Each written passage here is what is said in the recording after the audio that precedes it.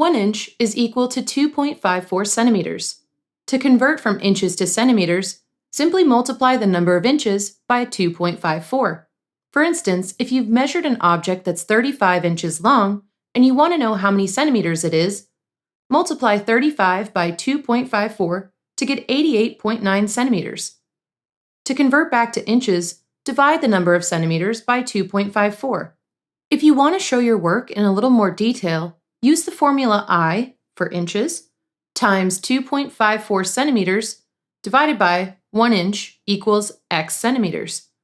For instance, if you're converting 74 inches into centimeters, use the equation 74 inches times 2.54 centimeters divided by 1 inch equals x centimeters.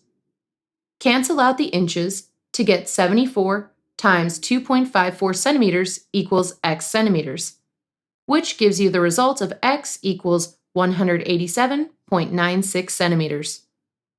Always make sure to label the numbers you're working with in inches and centimeters so that you can keep track of which is which.